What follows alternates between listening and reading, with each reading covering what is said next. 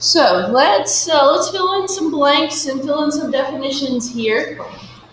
Any diameter is a chord. Okay, any diameter of your circle is considered a chord. We talked about the definition of a chord Thursday. It connects 2 points of your circle. But chords may also be shorter than a diameter. Chords may also be shorter than a diameter. Most of the time, they are shorter than a diameter. So let's look at another definition. Let's define what a central angle is. Okay, a central angle is an angle of measure less than 180 degrees. Okay, this is key. Central angles are always less than 180 degrees. Here's the other key. The vertex is at the center. Okay, so central angle, vertex is at the center. Central, center. And then sides are radii of the circle.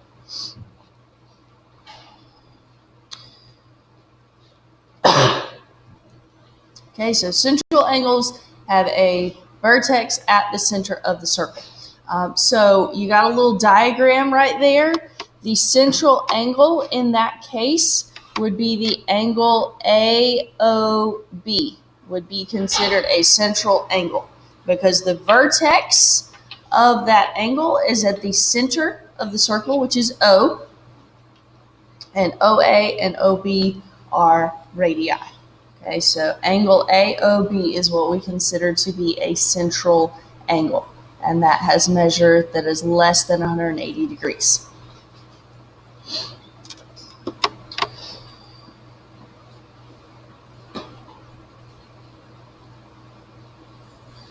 Okay.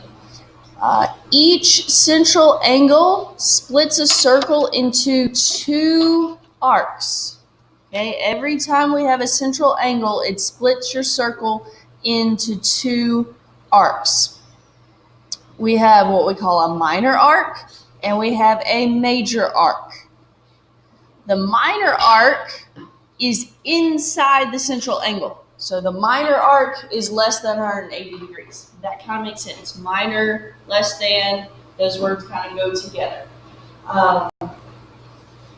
And so sometimes we use the notation that just use the initial and terminal points of the arc, and that's only for minor arcs. So I'll name some here in a minute after y'all get these definitions written down.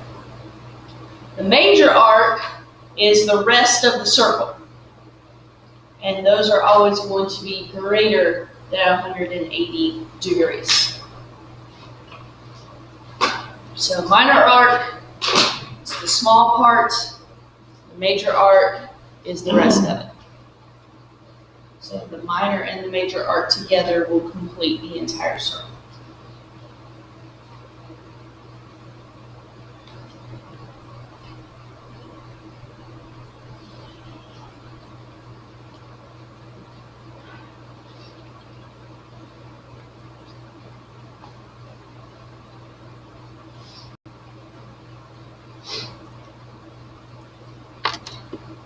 So let's label this picture. I'm going to trace angle AOB here in purple, since I wrote it in purple over there. Okay, this is angle, that central angle, AOB, is that angle created right there. So we're talking about this angle right here. Okay, in the center of the circle, that angle. Okay, it's less than 180 degrees because it's less than a straight line.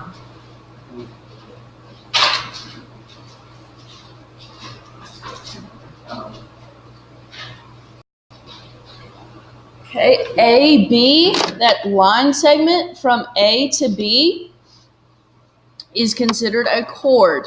Okay, the line segment from A to B is a chord because it connects 2 points that are on the circle. Point A is on the circle, point B is on the circle. That line from A to B connects them, so that is a chord.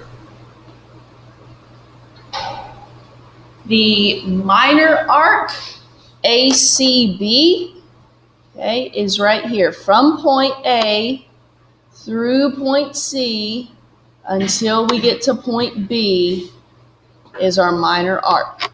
Okay, now it could also be written this way. If they just had AB with this arc over it, okay, that's talking about a minor arc. When there's only two letters, it's always talking about a minor arc. So you're looking for the shortest distance from the first letter to the second letter. So the shortest distance would be to go on the right side of the circle. If we went on the left side of the circle, that would be the further distance to get from A to B. Okay, and then major arc ADB. So I'll use red for the major. Okay, we start at A, we go directly to D, and we end up at B. Okay, that's the major arc. Whoops, letters are blending together. Okay, this is the major arc right here, and the minor arc over here on the right side.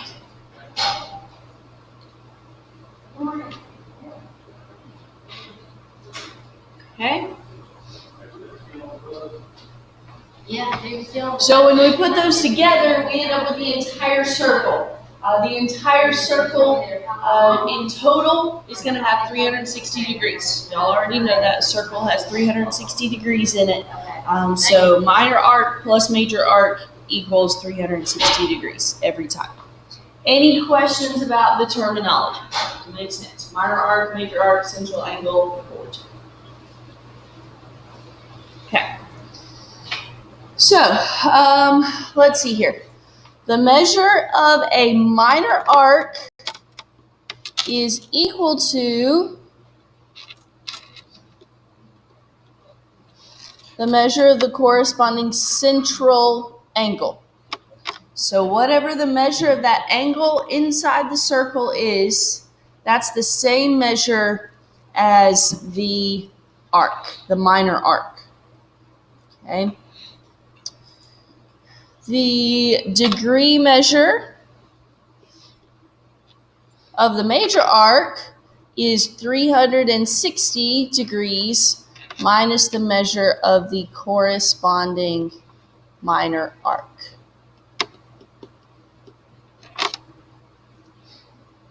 Okay, so that's what I was just telling you. The whole circle has 360 degrees. So if we know what the minor arc is, we subtract it from 360 to get the measure of the major arc. So let's apply this. Let's look at the diagram that we've got there. Suppose that in the diagram to the right, the measure of angle AOB is 160 degrees. So that angle right there in the center of that circle at O is 160 degrees. That angle right there. Okay, so what is the measure of ACB, the measure of the minor arc? Well, what did we just say in that first statement? The degree measure of a minor arc is equal to the measure of the corresponding central angle. That central angle right there, AOB, cuts off that arc, ACB. It creates that arc right there. So ACB has the exact same degree measure. 160 degrees. Okay, I like to kind of extend the lines of my central angle because it helps me see where it cuts off the arcs. Okay, so that's 160 degrees. So what would be the measure of the major arc? 200. Okay, because total we've got 360. So if the small part is 160, then the rest of it is 200. All right. Part C says, on the diagram to the right, show possible locations of a point X. So the measure of arc AX is 90 degrees. So I've got a line segment right here that I'm going to put about right here because that's going to create a right angle, with radius OA. And this line that's going to create a right angle. So if X were over here, the measure of arc AX would be 90 degrees. And if X were over here, the measure of arc AX would be 90 degrees. So there are two possible locations for that point that would form 90-degree angles for central angles, which means the arc would be 90 degrees. That one's just kind of an extension problem. A and B are the more important things. Okay, let's fill in some more blanks. Two arcs have the same measure if and only if their central angles are congruent. That kind of makes sense. If the arc measure corresponds with the central angle measure, then the arcs can only have the same measure if the central angles have the same measure. And then here's another one. The measure of two minor arcs are equal if and only if the lengths of their corresponding chords are equal. Same kind of logic there. Okay, if that chord has the same length, then the angle has the same measure, so then the arc has the same measure as well. Okay, so before we get into anything too complicated, I want to make sure that we have the concepts of arcs and the central angles down pat. So